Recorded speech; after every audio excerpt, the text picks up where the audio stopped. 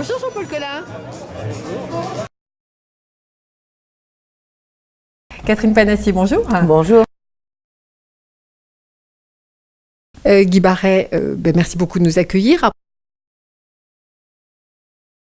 Quel plaisir d'être ici à l'inauguration de la cimenterie. Tout de suite, votre premier sentiment d'être là? Pour moi, c'est un domaine connu, puisque ça fait près de 20 ans que je suis élu et que l'on travaille sur cette zone sud d'Albigny, où on a vu passer des tonnes de dossiers, de nombreux promoteurs, de nombreux architectes, et enfin on arrive à l'aboutissement de la première construction du premier bâtiment, enfin le premier aménagement du premier bâtiment. Et au bout de près de 20 ans, je dois dire que pour moi c'est une grande satisfaction. L'idée de récupérer des bâtiments vacants pour différentes activités est tout à fait intéressante. Alors parfois on peut se dire, il va falloir investir sur des choses qu'on va démolir, c'est pas possible. Il faut quand même se dire que ça vaut le coup d'être étudié. Nous sommes allés avec M. Lefaou à Paris et ma collègue Clotilde Pouzergue-Doulin pour découvrir ce nouveau concept que je ne connaissais pas, d'urbanisme transitoire, qui est souvent fait sur des friches SNCF, qui avait l'emprise ferroviaire était énorme à la fin du 19e, au début du 20e, en périphérie des villes. Maintenant, ces lieux se retrouvent pratiquement au centre-ville. Il s'agit de les reconvertir, mais tout n'est pas possible en même temps. Donc pendant 3, 5, 10 ans, il faut faire quelque chose pour préserver ces sites et pouvoir les animer. Et enfin, c'est une modernité avec un bâtiment très ancien. Il est aussi moche qu'il en est extraordinaire, il est aussi laid qu'il en est beau, mais forcément, il ne laisse pas indifférent.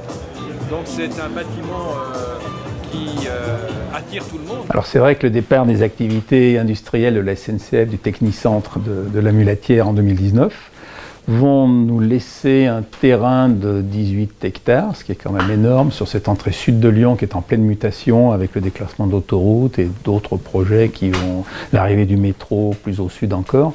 Et c'est une opportunité extraordinaire de pouvoir réfléchir sur l'aménagement à la fois immédiat, transitoire peut-être de ce lieu et de son avenir plus pérenne. Merci Monsieur le maire, on peut l'applaudir, c'est vraiment le carton qu'il faudra être d'ici quelques années. Il faut oser, il faut s'investir, il faut ne pas avoir peur de faire des choses qui sont dans une démarche un peu exceptionnelle. Saluer aussi bien évidemment les deux porteurs de ce projet, à la fois Didier Codard-Braille et Jacques Chalvin, et qui apportent à la fois des idées, du financement, et je pense que c'est la combinaison des deux qui permettra à ce projet de sortir. Alors en surface, 18-19 hectares, ça fait 10% de la commune, ce qui est quand même loin d'être négligeable. On est une des plus petites communes du Grand Lyon avec nos 180 hectares. Donc ça représente quelque chose d'important, raison de plus pour ne pas le louper, pour bien préparer les choses et prévoir un avenir qui soit intéressant pour le plus grand nombre. L'urbanisme transitoire, vous y croyez? Moi je crois à l'urbanisme transitoire. Ce mot je ne le connais pas très bien puisque je suis plutôt un bâtisseur sur le terrain, mais je suis pour la modernisation tout en gardant le patrimoine historique. Et c'est un nouveau concept qui peut aussi intéresser une dynamique culturelle, puisque ça peut permettre de bouger et d'avoir quelque chose qui a soit une notoriété, mais à travers un parcours dans les différents lieux de la métropole.